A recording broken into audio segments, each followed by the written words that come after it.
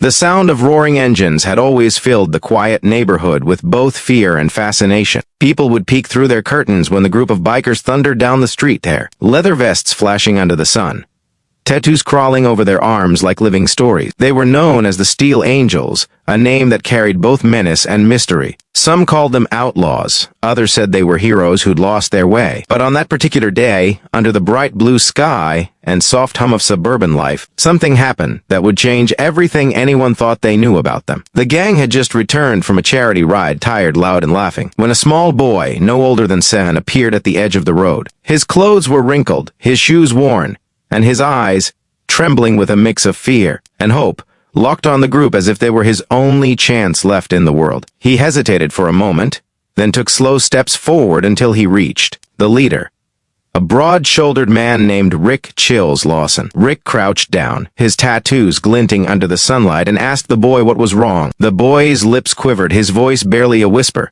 "They took my sister.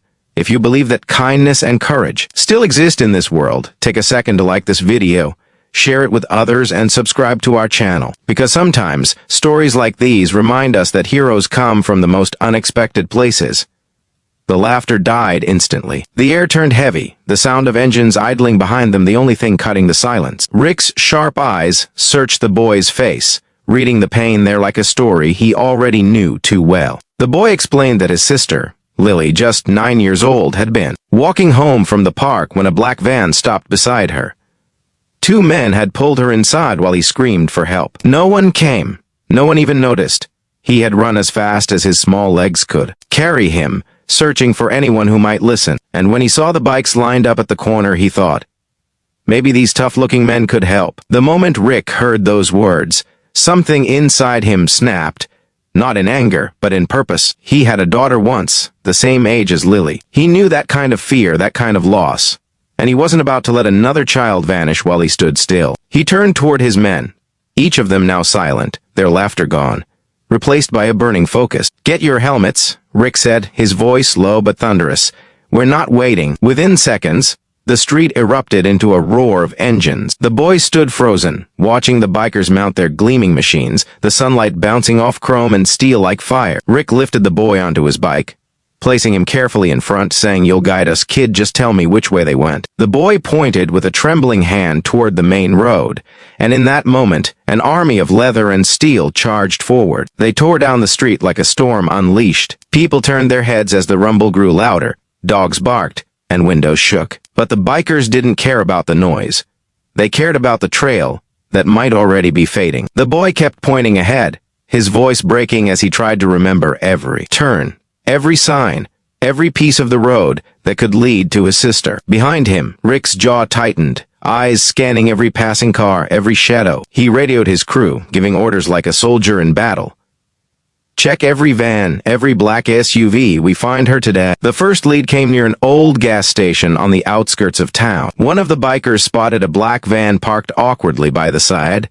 They circled it like predators closing in on prey. But when Rick tore open the back doors, the van was empty, except for a child's small shoe lying on the floor. It was pink, with a butterfly printed on it.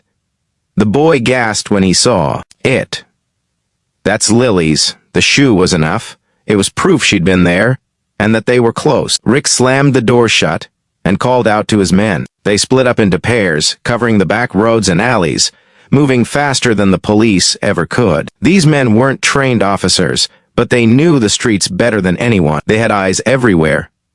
Gas stations, truck stops, diners, and warehouses, all places where people whispered and news traveled faster than light. Hours passed, and still no sign of the van. The boy was growing tired, his little voice fading, but Rick refused to stop. He knew that for every minute wasted, the danger grew. He remembered his daughter, lost years ago in a similar tragedy that broke him and made him the man he was now. Hard, scarred, and searching for redemption in every good deed he could do. This was his second chance to save someone else's child when he couldn't save his own. As the sun began to sink, one of the bikers, Mike Bones Turner, called over the radio. "Boss, I found something, an old warehouse by the river." Broken van, plates ripped off. The message was enough to set every throttle screaming again. The steel angels converged like a black tide, their headlights piercing the dusk. When they reached the warehouse, the van was indeed there, the engine still warm. The doors to the building were locked from inside, and faint voices could be heard. Rough, male voices. Rick signaled for silence. The bikers dismounted, moving quietly despite their heavy boots. Rick turned to the boy. "You stay here, kid. We're getting her back." The boy nodded, tears in his eyes, clutching the pink shoe in his hand like a prayer. The next few moments were chaos wrapped in courage. Rick and his men broke through the side door, storming the warehouse, with the fury of men who'd already seen too much of life's cruelty. The kidnappers barely had time to react before they were surrounded. Two of them tried to run but were caught instantly. Rick found Lily tied to a chair, her face streaked with tears but alive. He knelt beside her, cutting the ropes with his knife, whispering softly, "You're safe now, sweetheart." When they carried her outside, the boy ran toward his sister, throwing his arms around her as both cried uncontrollably. The bikers stood around them, silent, their tough exteriors melting under the sight of pure love and relief. Rick looked away, blinking hard as memories of his own little girl flashed before him.